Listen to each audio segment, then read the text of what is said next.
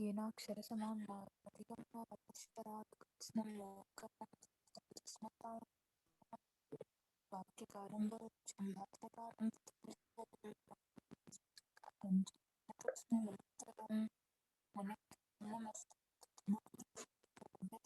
वैयाकरणसिद्धान्तः।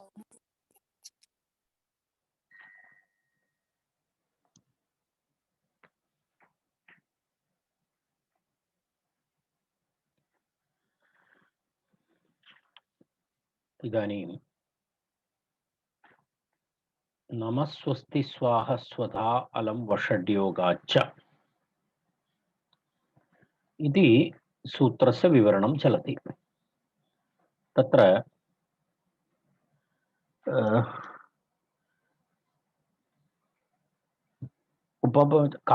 उपपदविभक्तेः कारकविभक्तिः बलीयसी इति विषये चर्चा जाता। तस्मात् तस्य उदाहरणमपि दर्शितं। तस्मात् किं नमस्करोति देवान् इत्यत्र किमर्थं चतुर्थी नास्ति इति अन्यानि उदाहरणानि अपि दृष्टानि। प्रजाभ्यः स्वस्ति, अग्नये स्वाहा, पितृभ्यः स्वधा, अलमिति पर्याप्त्यर्थग्रहणं, तेन दैत्येभ्यो हरिरलं प्रभुः समर्थ इति शक्त इति। प्रभ्वादियोगे षष्ठ्यभिसाधुः इति उक्तम्। इति अग्रिमम् एकं वाक्यमस्ति। इतः अस्माभिः अग्रे चर्चा करणीया अस्ति। प्रभ्वादियोगे किं भवति इति? प्रभु आदि योगे षष्ट्यभिसाधु इति अस्ति। तत्र किमस्ति? प्रभवति अथवा प्रभु इत्यादि केचन शब्दाः सन्ति। तत्र एतेषां प्रयोगे षष्ठी अपि भवति इति तस्य कथनस्य आशयः। अर्थात् केवलं तत्र चतुर्थी इति न, तत्र किं भवति? षष्ठी विभक्ति अपि भवति इति। तस्मात् तस्य प्रमाणं नाम किमस्ति? आचार्यस्य प्रयोगः एव प्रमाणं। तत्र आचार्यस्य प्रमाणं किमस्ति? तस्मै प्रभवति, स येषां ग्रामणीः इत्यादि सूत्राणि सन्ति। तत्र स येषां ग्रामणीः इति सूत्रं। पुनः अपरं सूत्रमस्ति तस्मै प्रभवति इति सूत्रम्। एतत् सूत्रं सर्वम् एतस्मिन् विषये प्रमाणमस्ति। अर्थात् तत्र एकत्र षष्ठी अपि अस्ति। एतत् पश्यामः वयम् एकक्षणं। तत्र पश्यतु, तस्मै प्रभवति संतापादिभ्यः इत्यत्र प्रभवति इत्यनेन योगे तत्र किं भवति? तत्र चतुर्थी विभक्ति अस्ति। स येषां ग्रामणीः इत्यत्र तत्र किमस्ति? तत्र सूत्रे षष्ठी विभक्तेः अपि येषाम् इति प्रयोगः अपि तत्र अस्ति। तर्हि उभयतापि तत्र निर्देशः एवमस्ति, सूचना एवमस्ति। कुत्रचित् प्रभुवादिशब्दानां तत्र केचन शब्दाः सन्ति, तेषां योगे अपि तत्र किं भवति? तत्र तेषां योगे चतुर्थी अपि भवति, अनन्तरं किमपि भवितुमर्हति? षष्ठी विभक्तिरपि भवितुमर्हति इति केचन तादृशशब्दाः। यदा एतत् सूत्रमस्ति तस्मै प्रभवति सन्तापादिभ्यः इति एकं सूत्रमस्ति। तत्र तस्मै इति प्रयोगः। प्रभवति इत्युक्ते अलम् इत्यर्थे, समर्थः इति, शक्तः इत्यादि अर्थे प्रभवति अलम् समर्थः। अस्मिन् अर्थे सन्तापादिगणस्य शब्देभ्यः चतुर्थी समर्थेभ्यः इति सूत्रार्थः अस्माभिः द्रष्टव्यः नास्ति, आचार्यस्य प्रयोगः द्रष्टव्यः। तत्र तस्मै इति प्रयोगः कृतः, तर्हि तस्मात् चतुर्थी इति तत्र चतुर्थी विभक्ति भवितुमर्हति इति अस्ति तत्र प्रभवति इति प्रयोगात्। तद् एकमस्ति। तत्र कश्चन गणः तद् सः विषयः अस्माकं नास्ति। सन्तापाय प्रभवति इति प्रयोगः तत्र अस्ति, चतुर्थी विभक्तिविधायकम् अस्ति। तस्मै प्रभवति सन्तापादिभ्यः इति निर्देशः आचार्यस्य। एकं तदस्ति। अपरं तु किमस्ति? तत्र स येषां ग्रामणीः इति सूत्रमस्ति। स येषां ग्रामणीः इति अग्रिमं सूत्रं। तत्र पश्यतु, तत्र तत्र एवमस्ति स येषां ग्रामणीः इत्यत्र ग्रामणीः इति शब्दस्य योगे तत्र किमस्ति तत्र तस्मिन्नेव प्रभ्वादियोगे इति तत्र येषाम् इति षष्ठी विभक्ति प्रयुक्तः अस्ति तत्र ग्रामणी इति शब्दस्य योगेन तत्र षष्ठी विभक्ति प्रयुक्तः अस्ति प्रभ्वादि में प्रभ्वादिगणे प्रभ्वादि इत्यत्र ग्रामणी शब्दः अपि तत्र अन्तर्भूतः अस्ति तर्हि प्रभु आदि शब्दानां प्रयोगे चतुर्थी अपि भवति अनन्तरं षष्ठी विभक्तिरपि भवति इति तत्र आचार्यस्य प्रयोगः तत्र प्रमाणम् इति तस्य आशयः तदेव तत्र उक्तं तस्मै प्रभवति इत्यत्र चतुर्थी स येषां ग्रामणीः इति निर्देशात् इति उभयत्रापि तत्र एवं निर्देशात् षष्ठी अपि तत्र साधु इति मनोरमां पश्यामः तत्र पश्यतु तत्र एवमस्ति तत्र प्रभुर्भुभुक्षुर्भुवनत्रयस्य इत्यादौ कथं षष्ठी इति एकः प्रश्नः तस्य उत्तरमस्ति एतत् तर्हि तत्र तत्र पश्यतु एतद् उदाहरणमस्ति प्रभुः बुभूषुः भुवनत्रयस्य इति तत्र पदत्रयमस्ति प्रभुः बुभूषुः भुवनत्रयस्य इति अस्ति तत्र प्रभुः बुभूषुः भुवनत्रयस्य इत्यत्र तत्र प्रभुः इति समर्थः शक्तः इत्यर्थे अस्ति तर्हि तस्मिन् अर्थे अस्ति चेत् तत्र षष्ठी विभक्ति कथं भवति तत्र चतुर्थी विभक्त्या भवितव्यं खलु इति प्रश्नः प्रभुः इति शब्दः अस्ति प्रभुः इति अनेन योगे हरिः अलम प्रभुः समर्थः शक्तः इति अर्थे तत्र किं भवति इत्युक्तं चतुर्थी विभक्ति प्रभुवादि योगे चतुर्थी विभक्ति इति पूर्वमुक्तं तर्हि अयं प्रयोगः कथं साधु प्रभुः बुभूषुः भुवनत्रयस्य इति कथं साधु भवति इति प्रश्नः तर्हि तस्य उत्तरमस्ति एतत् तत्र किमस्ति आचार्यस्य प्रभुवादियोगे षष्ट्यपि साधु तस्मै प्रभवति इति आचार्यस्य निर्देशः स येषां ग्रामणीः इत्यपि तत्र षष्ठी आचार्यस्य निर्देशः तस्मात् एवं प्रभुवादियोगे तत्र किं भवति षष्ट्यपि साधु अस्ति चतुर्थी अपि भवति षष्ठी विभक्तिरपि भवति इत्यर्थः तत्र उभयमपि भवति इति तस्य कथनस्य आशयः तत्र पश्यतु तदेव तत्रुकं तेन प्रभुः बुभूषुः भुवनत्रयस्य इति सिद्धम् इत्युक्ते भुवनत्रयस्य इति षष्ठी तदाधारेण एतस्य वाक्यस्य आधारेण एतस्य साधुत्वं दर्शयति प्रभुवादियोगे षष्ठी अपि साधु कथं तस्मै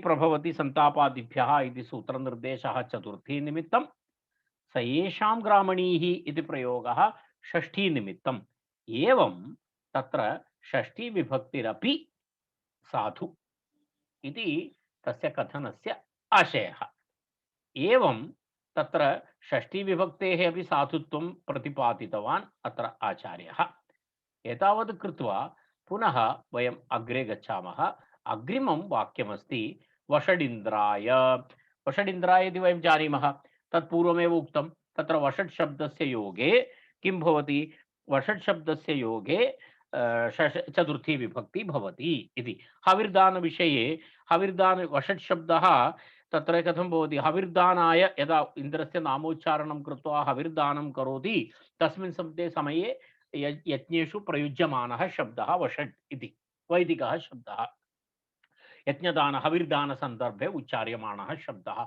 इन्द्राय वषट् इति वदति तत्र तर्हि तत्रापि किं भवति वषट् शब्दस्य योगे उपपदविभक्ति वषट् शब्दस्य योगे तत्र किं भवति तत्रापि चतुर्थी विभक्ति भवति इति तत्र उक्तं वषडिन्द्राय इत्यर्थः कः इन्द्रोद्देशकं हविर्दानमित्यर्थः इति तत्र एव अस्ति इदानीम् अपरः प्रश्नः तत्र एकः अस्ति यदा अत्र पश्यतु स्वस्ति गोभ्यः भूयात् इति एकं वाक्यं स्वस्ति गोभ्यः भूयात् इति अत्र अस्ति तत्र प्रश्नः एषः अस्ति किमस्ति अत्र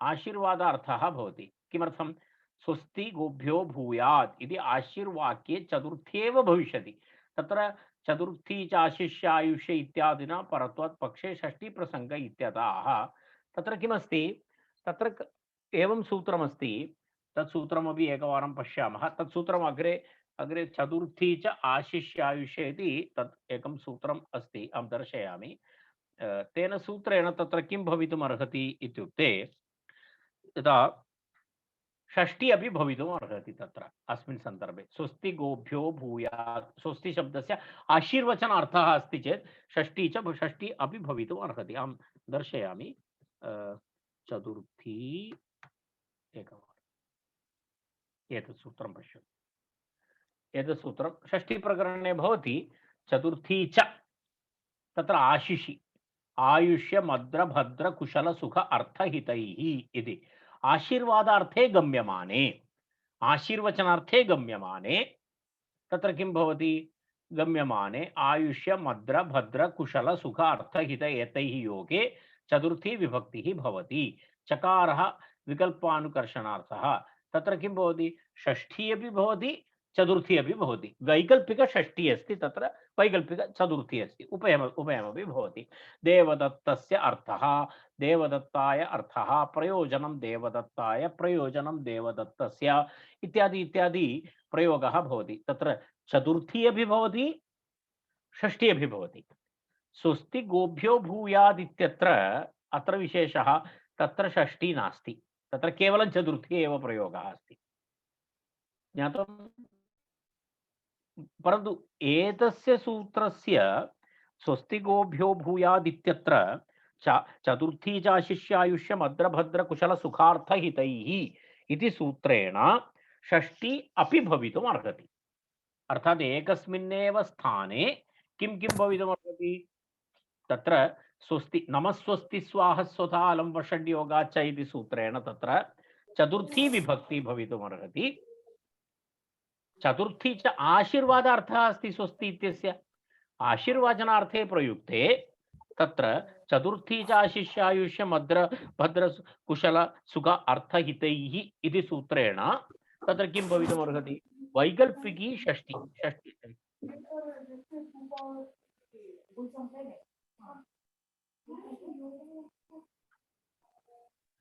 कृपया म्यूट करोतु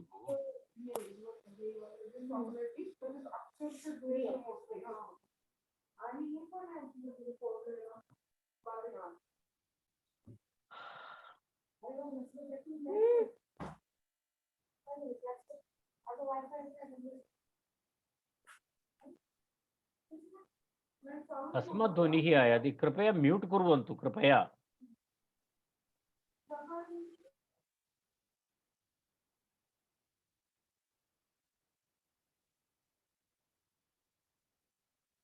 अस्तु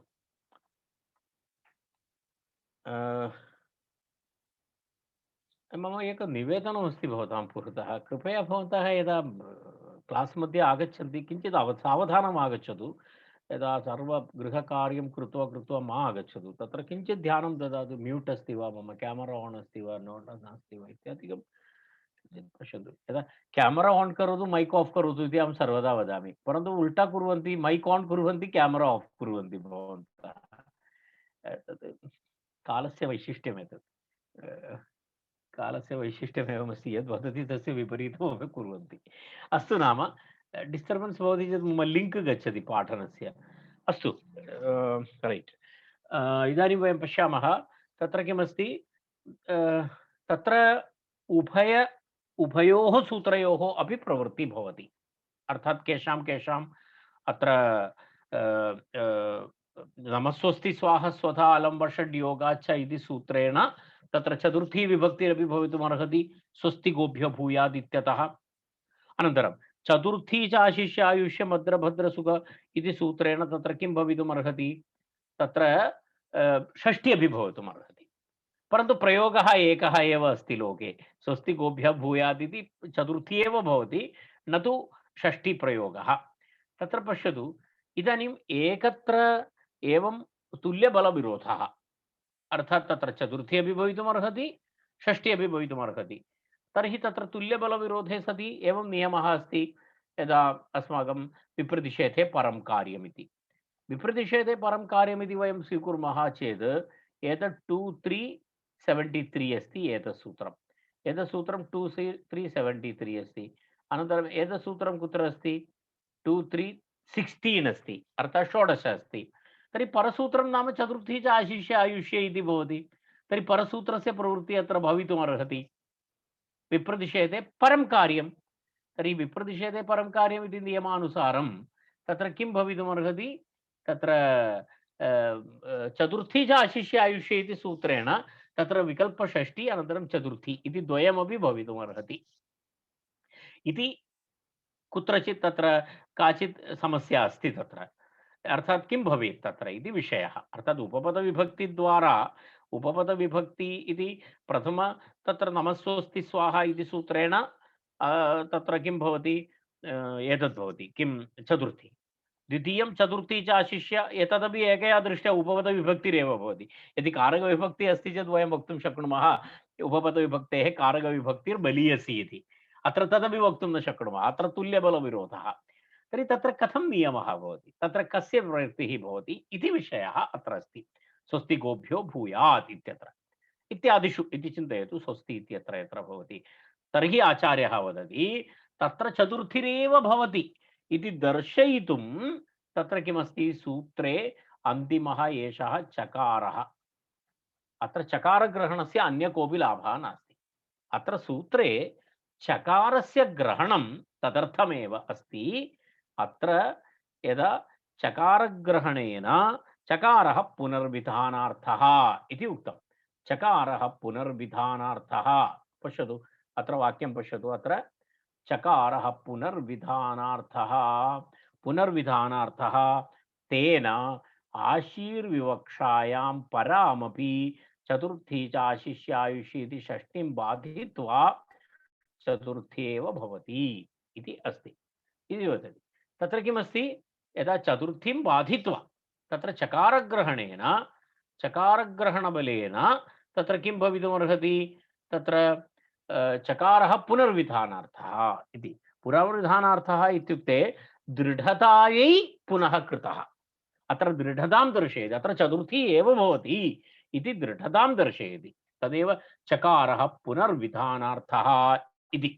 पुनर्विधानं नाम तत्र चतुर्थी एव भवति। विप्रतिषेधे परं कार्यम् इति सूत्राधारेण तत्र किं भवितुमर्हति? चतुर्थी च आशिष्यायुषे इति परसूत्रस्य प्रवृत्तिः भवितुमर्हति। तं बाधितुं तन्न भवति। तत्र चतुर्थी एव भवति, नमस्वस्ति स्वाहा इत्येव भवति इति दृढतायै तत्र चकारः कृतः इति अस्ति। तदेव तत्र उक्तं।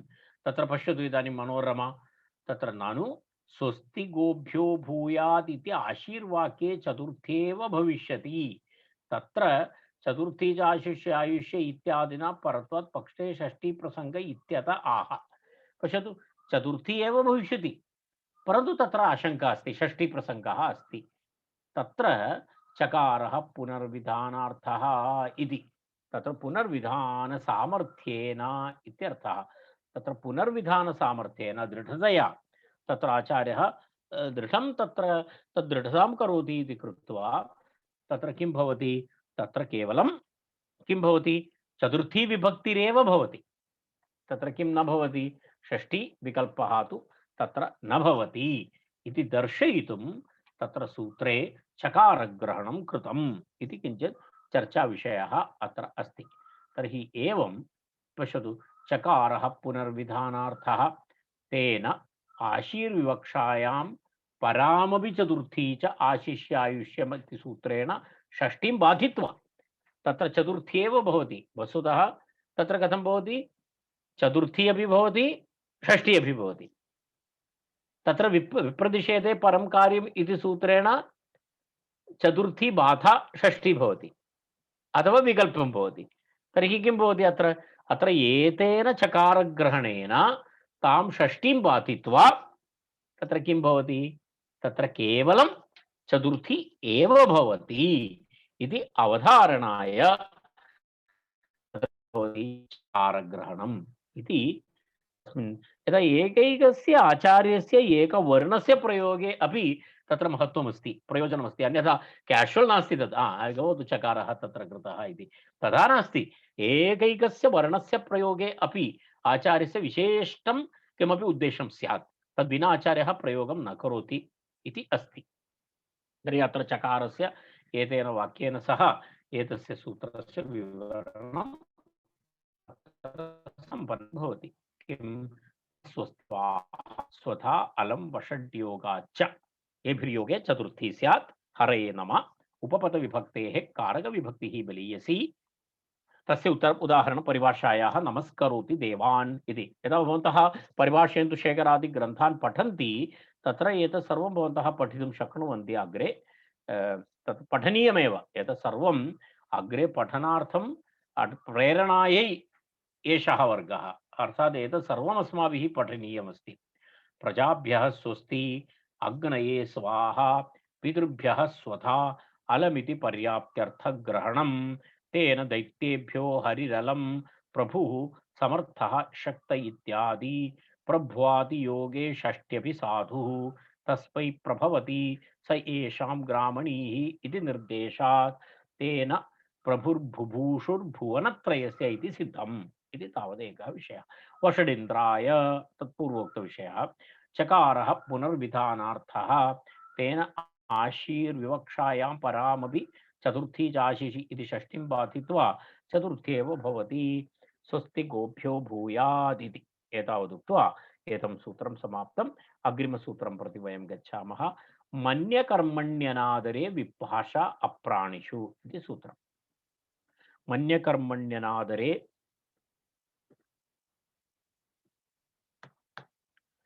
मन्यकर्मण्यनादरे विभाषा अप्राणिषु इति तत्र सूत्रमस्ति।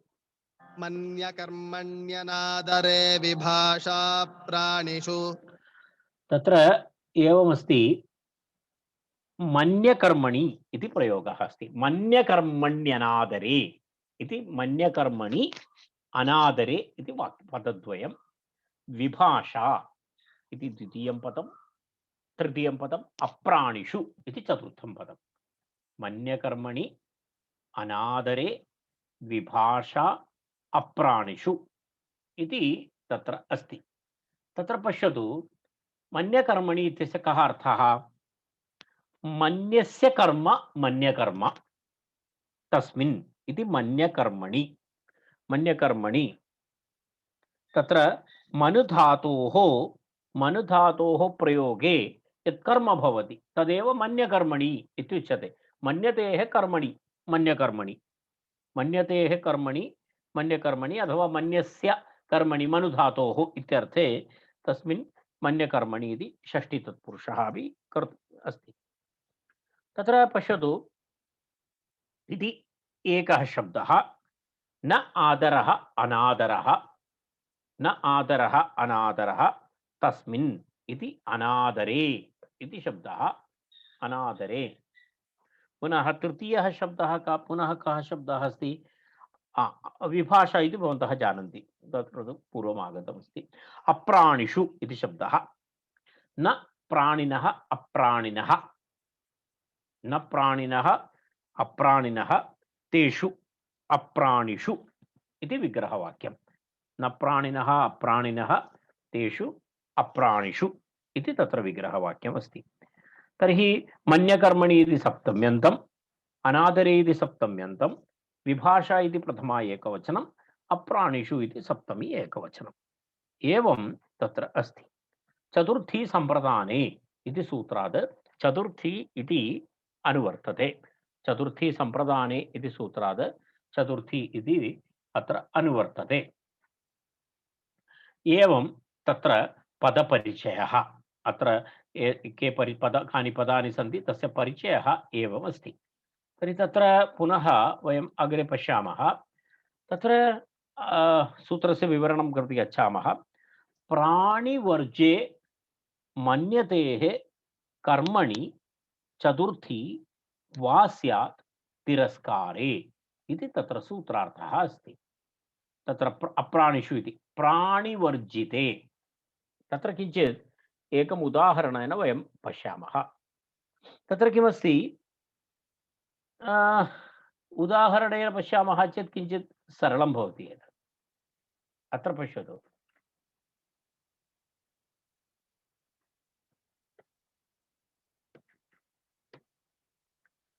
पश्यतु, एकं वाक्यं पश्यतु तत्र, न त्वां तृणाय मन्ये, न त्वां तृणं मन्ये इति प्रयोगः। न त्वां तृणाय मन्ये इत्यस्य कः अर्थः इत्युक्ते भवन्तम् अहं तृणादपि निकृष्टं भावयामि इत्यर्थः।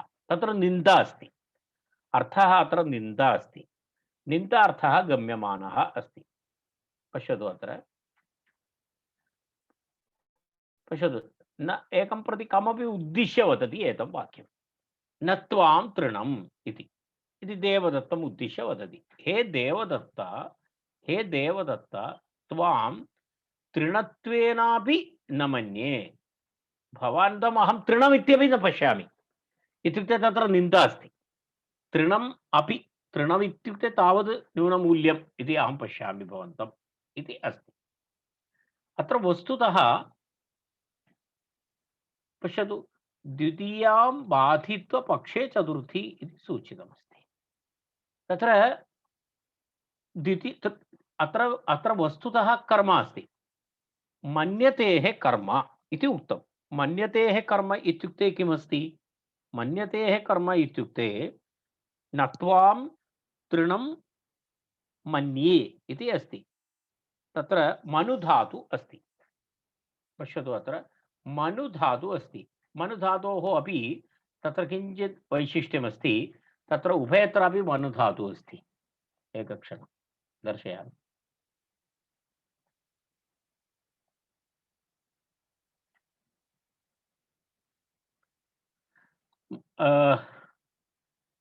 मनु इति धातु, एकवारं पश्यतु।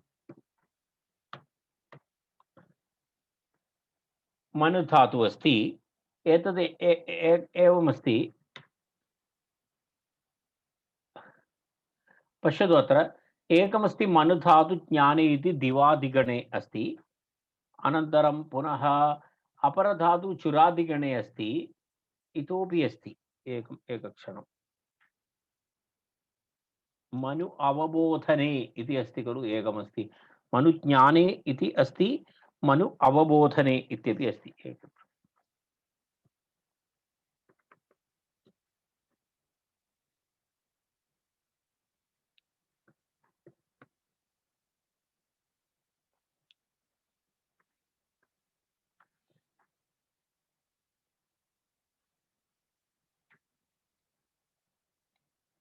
अवबोधने इत्यर्थक मनु अस्ति, तन्नास्ति एतत्।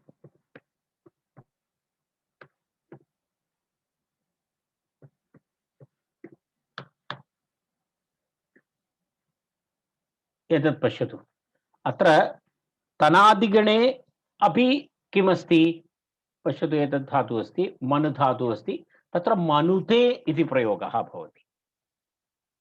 मनुते इति प्रयोगः भवति। सः धातुः नास्ति अत्र, तदेव तत्र वक्तव्यमस्ति। अत्र किमस्ति? मन्य इति प्रयोगः कृतः आचार्यः। मन्य इति प्रयोगः किमस्ति? ष्यन् विकरणप्रत्ययः भवति। तत्र ष्यन् विकरणप्रत्ययः भवति। अत्र मनुते इति कस्मिन् गणे अस्ति? तनादिगणे अस्ति। तनादिकृभ्यः उ इति अस्ति। अत्र उ अस्ति विकरणप्रत्ययः। अत्र उ विकरणप्रत्ययः अस्ति इति कृत्वा तत्र किं भवति? एषः धातुः अत्र नास्ति। तर्हि पुनः कः धातुः? मन अस्ति। एतदपि मन अस्ति।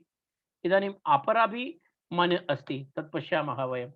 एतत् पश्यतु, एतदपि अस्ति। मन मन धातुः अस्ति, अत्रापि मनु धातुः अस्ति, ज्ञाने अस्ति।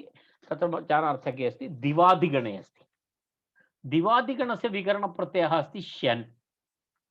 दिवादिगणस्य विकरणप्रत्ययः ष्यन् अस्ति। तत्र पश्यतु, दिवादिभ्यः ष्यन् इति भवति एतत् सूत्रम्। अत्र भवन्तः द्रष्टुं शक्नुवन्ति। दिवादिभ्यः ष्यन् इति ष्यन् विकरणप्रत्ययः अस्ति। आचार्यः तत्र तं ष्यन् इति विकरणप्रत्ययं योजयित्वा सूत्रे प्रतिपादितवान्। कथं? मन्यकर्म इति।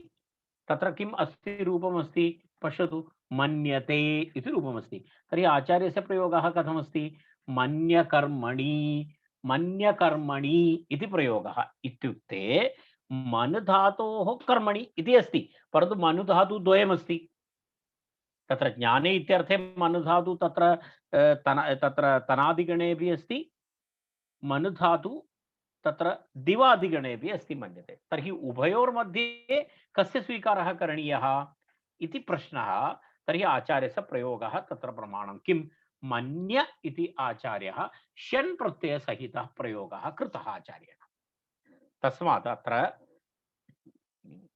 दिवादिभ्यः ष्यन् इति तत्र ष्यन् निर्देशः अस्ति इति कृत्वा दिवादिगणस्थ मनुधातोः प्रयोगः इति स्वीकरणीयः न तु तनादिगणस्य मनुधातोः प्रयोगः एतदेव मनसि निधाय अत्र एकं वाक्यमस्ति भवन्तः द्रष्टुं शक्नुवन्ति पश्यतु अत्र श्यनानिर्देशात् तनादिगयोगे न इति अस्ति अर्थात् अत्र ष्यन् निर्देशः तर्हि अत्र पश्यतु न त्वां तृणं मन्ये न तृणाय वा अत्र वैकल्पिकनियमः तिरस्कारे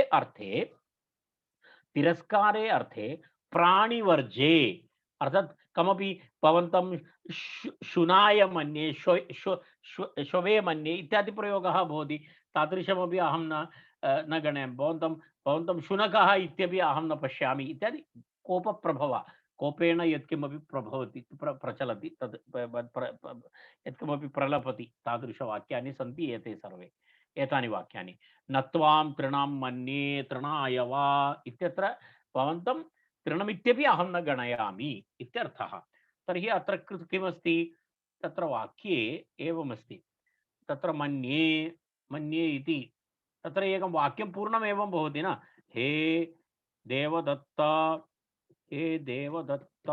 इति संबोधनं करोति कमपि अहं किं करोति त्वां न किं भवति न पश्यतु अत्र इदानीं मन्ये इति अस्ति मन्ये इति क्रियापदम् अस्ति राइट तर्हि अत्र कर्म भवति अत्र किं भवति न इति तत्र कर्म अस्ति तर्हि एतत् कर्म अस्ति तर्हि अत्र तृणशब्दात् किं भवेत् इति विषयः अत्र तृण इति कर्म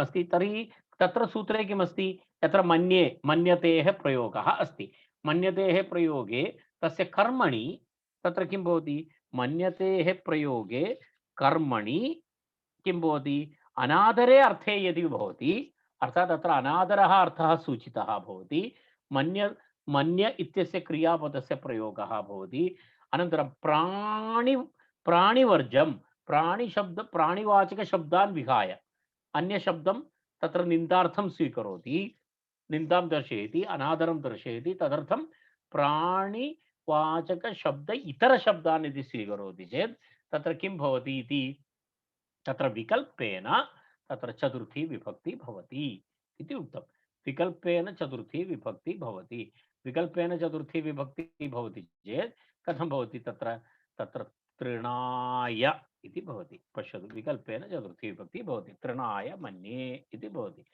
एतद् वैकल्पिकनियमः तत्र वैकल्पिकः नियमः भवति तत्र तृणाय मन्ये इति भवति इति उक्तं तत्र वैकल्पिकं तत्र पुनः इदानीं पश्यतु वैकल्पिकः अस्ति वस्तुतः किमस्ति कर्म अस्ति इति कृत्वा तत्र यदा चतुर्थी अभावपक्षे तत्र किं भवति चतुर्थी अभावपक्षे तत्र द्वितीया भवति कारण कर्म अस्ति इति कृत्वा द्वितीया भवति तर्हि उभयतापि प्रयोगः भवति कथं पश्यतु अहं त्वां न तृणाय मन्ये इत्यपि प्रयोगः भवति अहं त्वां न तृणं मन्ये इत्यपि प्रयोगः भवति यदि तत्र पश्यतु यदि मन्ये इति कस्य गणस्य शब्द धातुः अस्ति दिवादिगणस्य धातुः अस्ति यदि अस्मिन् स्थाने किं भवति तनादिगणस्य धातुः अस्ति इति चिन्तयतु तत्रापि अर्थः समानः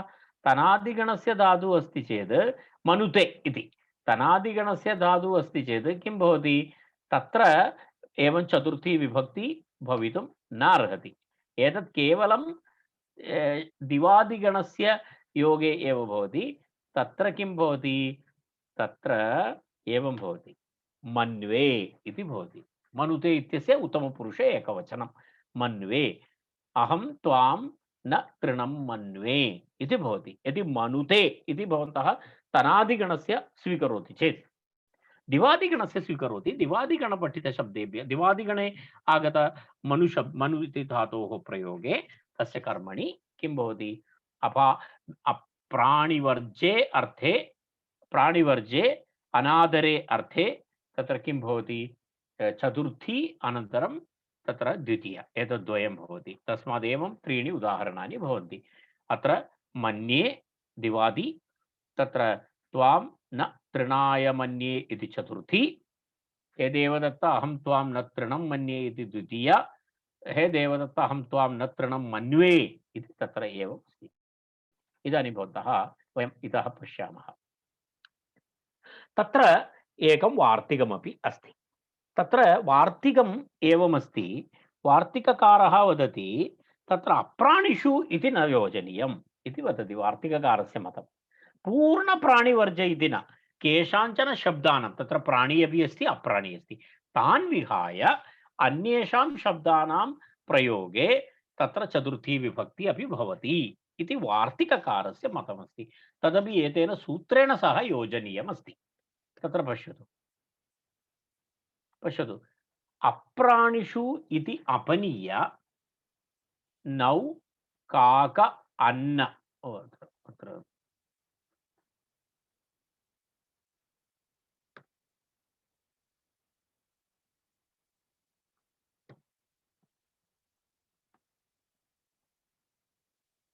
तत्र नौ काक अन्न एतद् मुद्रणे किञ्चित् दोषः जातः तत्र क्षम्यताम् अस्तु नाम तद्वयं तदेव नयामः। इदानीं नौ काक अन्न इति अस्ति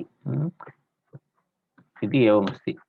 नौ तत्र तकारः आगतः तन्मध्ये तद् निष्कासयति।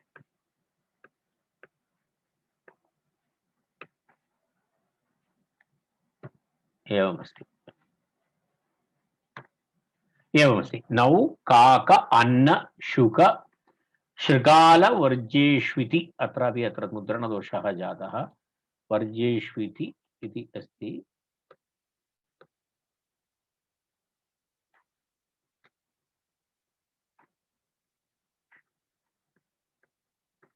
वर्जेष्विति इति वक्तव्यं षकारः तत्र अस्ति। एकक्षणं करिष्यामि।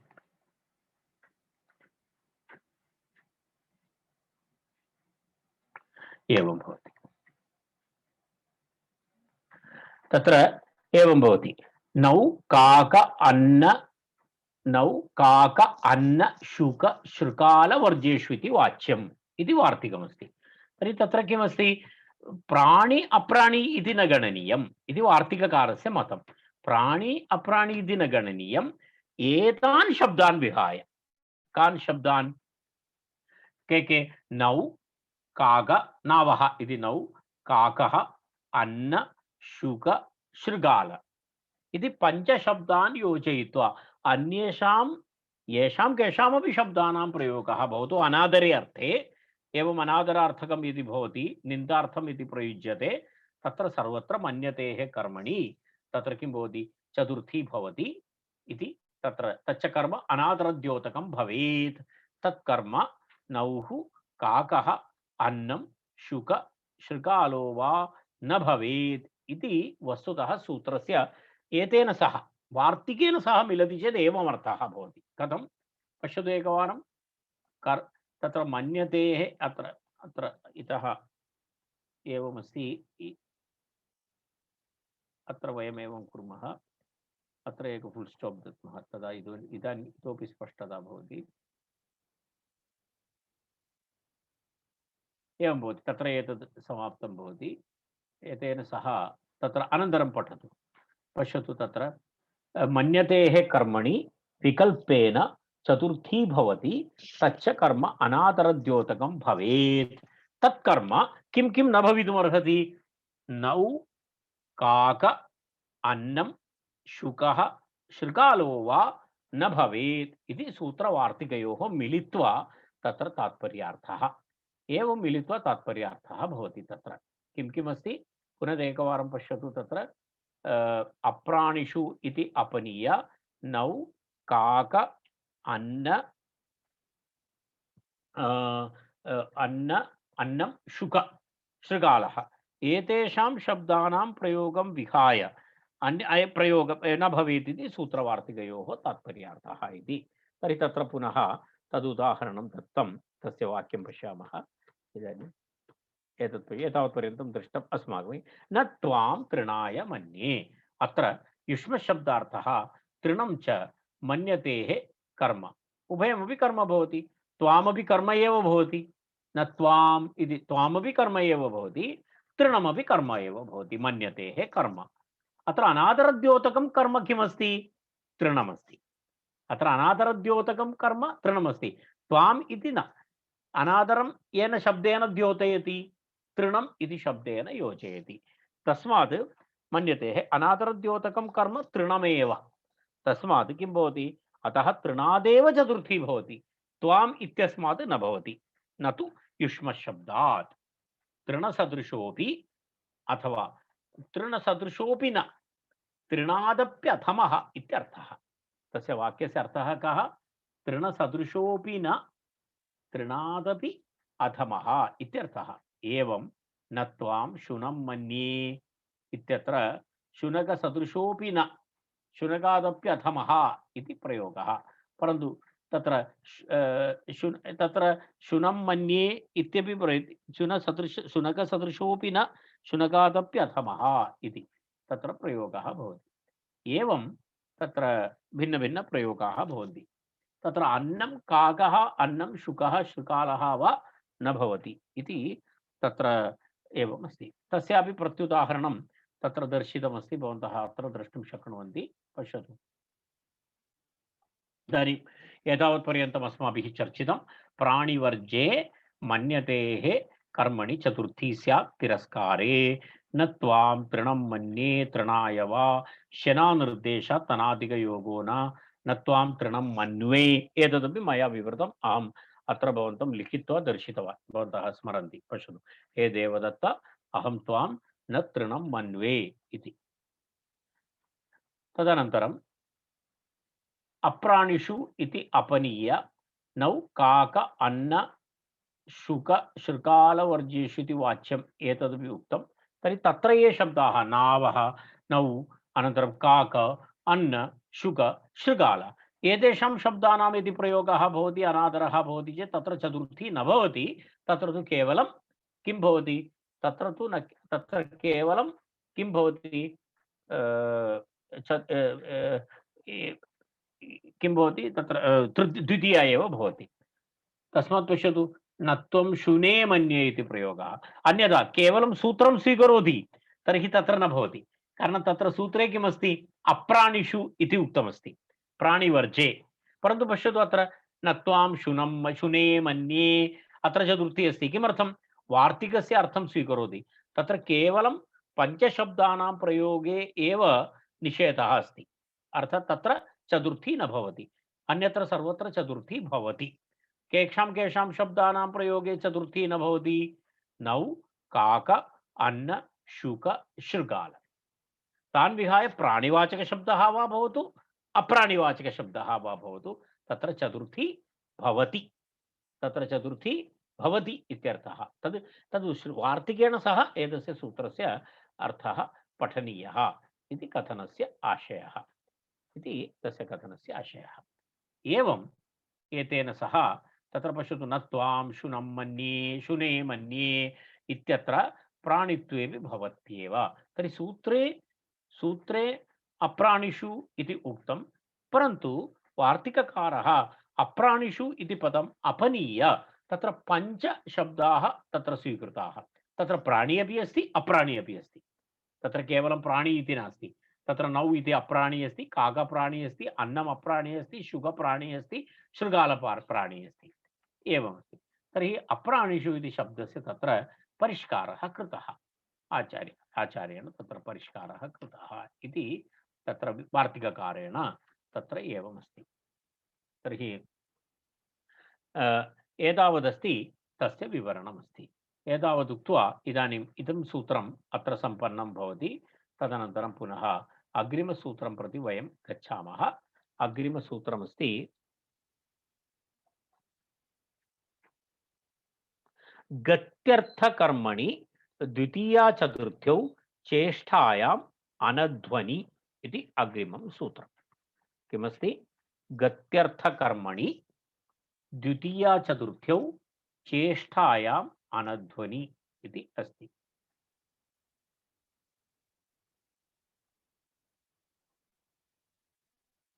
एवमस्ति।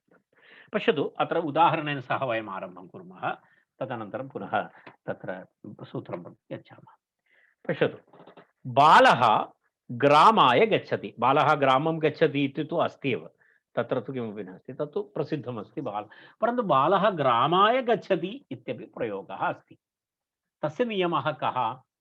गत्यर्थकर्मणि द्वितीया अपि भवितुमर्हति, चतुर्थी अपि भवितुमर्हति। चेष्टायाम् चेष्टायाम् इत्युक्ते तत्र गत्यर्थकर्मणि इत्युक्ते गतिः अर्थः येषां धातूनां ते गत्यर्थाः इत्यर्थः। गत्यर्थः नाम गतिः अर्थः येषां धातूनां ते गत्यर्थाः, तेषां कर्म, गत्यर्थक धातूनां कर्म। पश्यतु, अत्र गच्छति इति धातु, गत्यर्थक धातु, तस्य कर्म अस्ति ग्राम। तत्र गत्यर्थकर्मणि तत्र किं भवति? तत्र गत्यर्थकर्म, तस्मिन् गत्यर्थकर्मणि बहुव्रीहिगर्भ तत्पुरुषः अस्ति। सः गत्यर्थः येषां धातूनां ते गत्यर्थाः, तेषां कर्म गत्यर्थकर्म इति तत्र उभयमपि अस्ति। बहुव्रीहिसमासः अपि अस्ति, तत्पुरुषः अपि अस्ति। तस्मादेव बहुव्रीहिगर्भिततत्पुरुषसमासः अस्ति अत्र। एवमस्ति। तत्र द्वितीया च चतुर्थी च इति द्वितीया चतुर्थ्यौ, द्वितीया च चतुर्थी च द्वितीया चतुर्थ्यौ। पुनः कः शब्दः अस्ति? तर्हि गत्यर्थकर्मणि द्वितीया चतुर्थ्यौ अनध्वनि, न अध्वा, अनध्वा, तस्मिन् अनध्वनि इत्यर्थः। चेष्टायाम् इति सप्तम्यन्तं।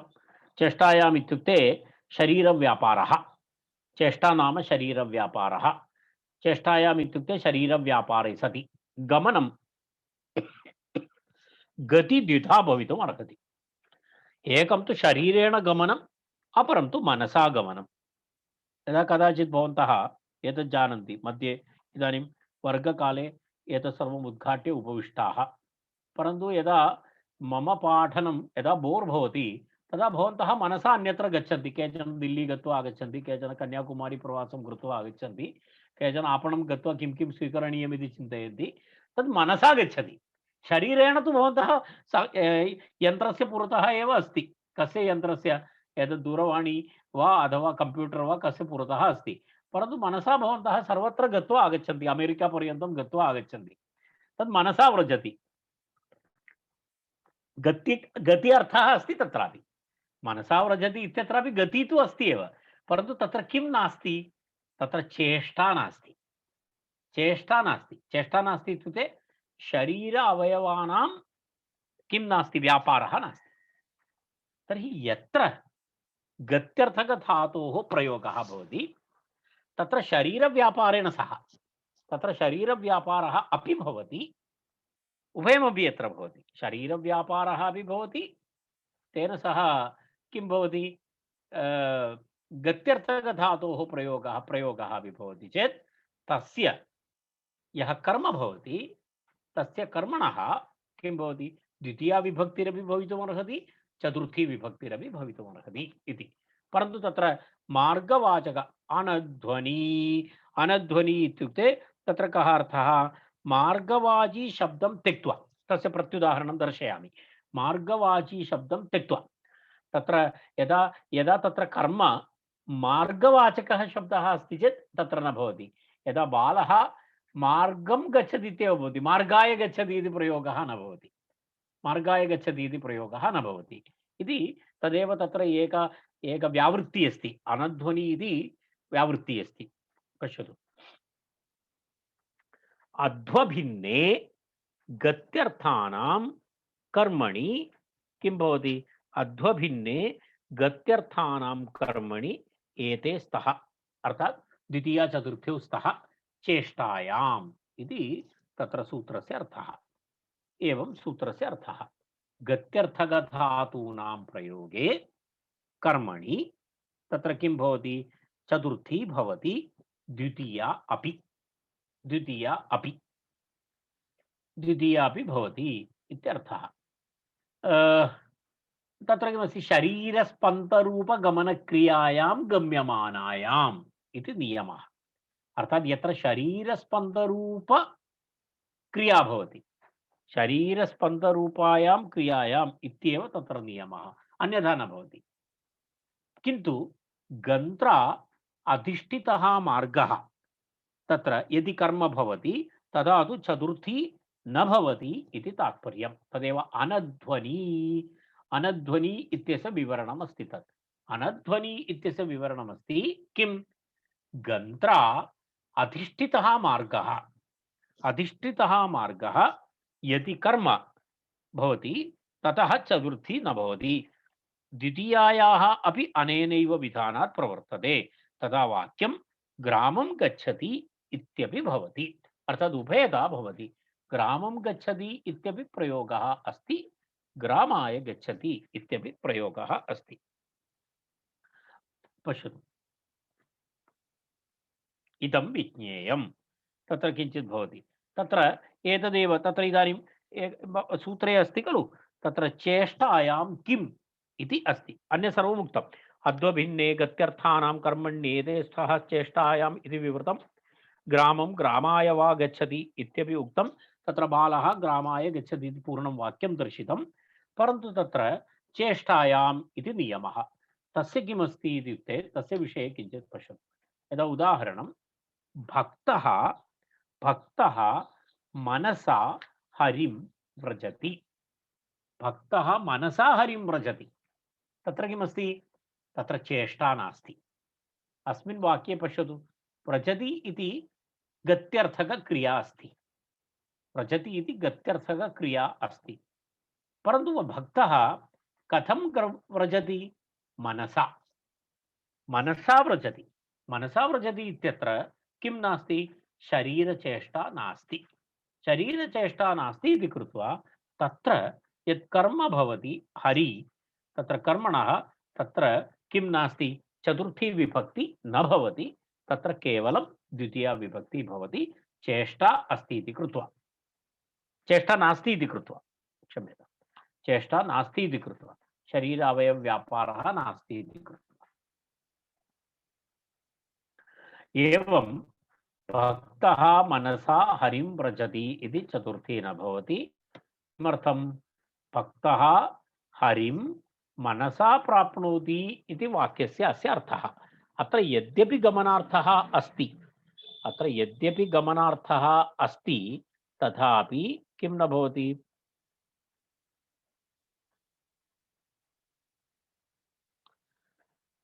एतदपि तथापि एतद् गमनं किमस्ति? पादादिस्पन्दरूपं न, पादादिस्पन्दरूपं न इत्यर्थः। ग्रामाय गच्छति इत्यादौ तु पादादिस्पन्दनरूपं गमनम् अस्ति, स्पन्दनरूपगमने एव चतुर्थी भवति, अतः किं नास्ति? अतः स्पन्दनरूपगमने एव चतुर्थी भवति, अतः चेष्टा, अतः अस्मिन् सूत्रे, अत एव सूत्रे चेष्टायाम् इत्युक्तं। चेष्टा नाम शरीरस्पन्दः, चेष्टा नाम शरीरस्पन्दः इति अस्ति। तर्हि एकः विषयः समाप्तः, इत्युक्ते तत्र चेष्टायाम् इत्यस्य दलप्रयोजनं प्रतिपादितं। चेष्टायां किं? मनसा हरिं व्रजति इति उक्तं, तस्य विवरणम् एतत्। द्वितीयः प्रश्नः अस्ति, अनध्वनि इति किमर्थम्? अनध्वनि इति किमर्थं? तस्य किं प्रयोजनं? तर्हि पश्यतु अत्र शिशुः पन्थानं गच्छति इत्यत्रापि चतुर्थी न भवति। किमर्थम्? अत्र गत्यर्थकधातु अस्ति। पन्था तत्र किमस्ति? कर्म अस्ति। गत्यर्थकधातोः कर्म अस्ति पन्था, परन्तु अनध्वनि इति उक्तम्। अनध्वनि इति उक्तमिति कारणेन तत्र पन्था इति मार्गवाचकः शब्दः। पन्था इति मार्गवाचकः शब्दः। मार्गवाचकः शब्दः इति कृत्वा तत्र किं भवति? मार्गवाचकशब्दः इति कृत्वा तत्र अनध्वनि इति निषेधः। अनध्वनि इति निषेधः। तस्मात् तत्र किं न भवति? तस्मात् चतुर्थी विभक्ति न भवति। अत्र पन्थाः, मार्गः, कर्म, अतः पथः तत्पर्यायात् वा चतुर्थी न भवति। अतः अत एव सूत्रे अनध्वनि इति उक्तम्। तत्र तत्र तत्र पर्यायवाचकशब्दः एषः अस्ति। पर्यायवाचकशब्दः एषः अस्ति इति कृत्वा तत्र किं न भवति? अध्वपर्यायवाचकः शब्दः अस्ति खलु, तस्मात् अत्र चतुर्थी विभक्ति न भवति इति एतस्य आशयः।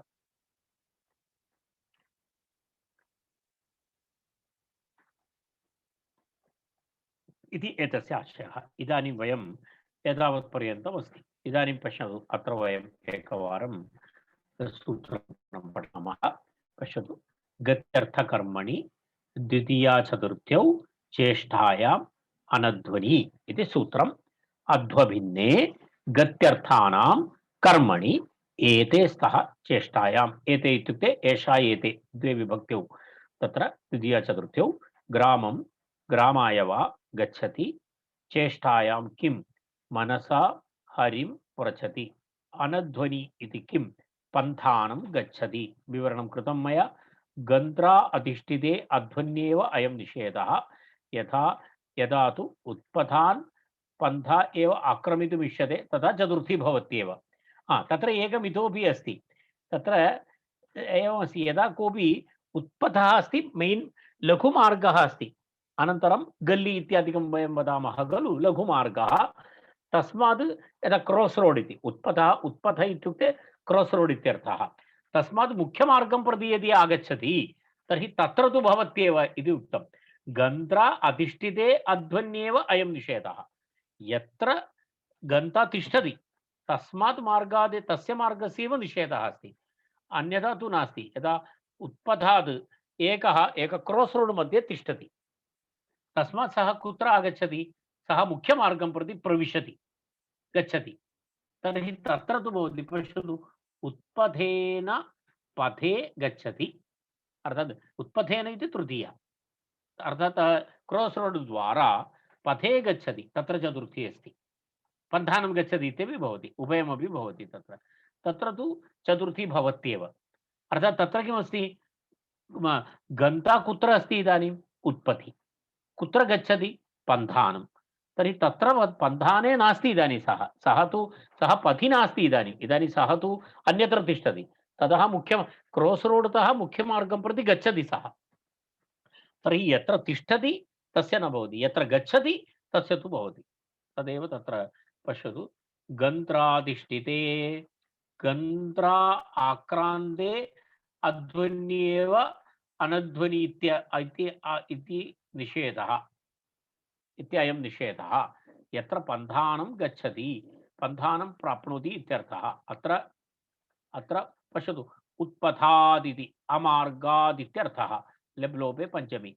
उज्जयिनीं प्राप्तुं प्रस्थितः मोहात् तन्मार्गात् प्रच्युतः। अत्र उत्पथः इत्यस्य भिन्नः अर्थः दत्तः अस्ति, क्रास् रोड् अपि अस्ति। उत्पथस्य भिन्नमार्गे गतः, राङ्ग् रोड्, राङ्ग् वे इति।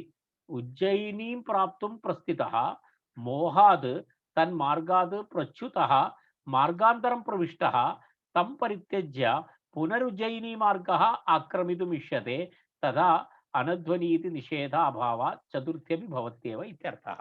तादृशम् एतत् दर्शयति उत्पथेन पथे गच्छति इति। उत्पथे इत्यनन्तरं गन्तुमशक्तः इति शेषः। उत्पथेन उज्जयिनी प्राप्तुमशक्तः उत्पथं परित्यज्य उज्जयिनी मार्गं प्रवेष्टुं तदीयं मार्गमनुसरति इत्यर्थः। अत्र उज्जयिनी मार्गस्य गन्त्राधिष्ठितत्वाभावात् अनध्वनि इति निषेधो न। कारण तत्र सः इदानीं न तिष्ठति, इदानीं मुख्यं मार्गं प्रति गच्छति, सः मार्गे नास्ति, इदानीं मार्गात् बहिः अस्ति, इदानीं सः राङ्ग् वे मध्ये अस्ति, ततः सः मुख्यमार्गं प्रति आगच्छति। तर्हि तस्मात् तत्र नास्ति इति कृत्वा तस्मात् चतुर्थी भवितुम् अर्हति, द्वितीया अपि भवितुम् अर्हति इति तस्य आशयः। अर्थात् यत्र गन्ता तिष्ठति तस्मात् मार्गवाचकशब्दात् किं न भवति, चतुर्थी न भवति। अपरं मार्गं प्रति गच्छति, भवान् NH47 अस्ति, NH47 तः NH17 प्रति यदि गच्छति तर्हि NH14 मध्ये अस्ति चेत् तत्र चतुर्थी न भवति, परन्तु भवन्तः NH17 प्रति गच्छति तत्र तु चतुर्थी भवति इति तस्य आशयः। यत्र अस्ति तस्मात् चतुर्थी न, यत्र नास्ति तस्मात् मार्गवाचकशब्दः अस्ति चेदपि तत्र चतुर्थी भवति इति तस्य आशयः। एतावदेव एतेन सह चतुर्थी विभक्ति अत्र समाप्ता। प्रथमा द्वितीया तृतीया चतुर्थी इति चतुस्रः विभक्तयः समाप्ताः। इदानीं पंचमी षष्ठी सप्तमी इति त्रयम् अस्ति। अस्तु नाम अद्य वयम् अत्र तिष्ठामः। शान्तिमन्त्रेण अलङ्कुर्मः। सर्वे भवन्तु सुखिनः, सर्वे सन्तु निरामयाः, सर्वे भद्राणि पश्यन्तु, मा कश्चित् दुःखभाग् भवेत्। ॐ शान्तिः शान्तिः शान्तिः। धन्यवादः।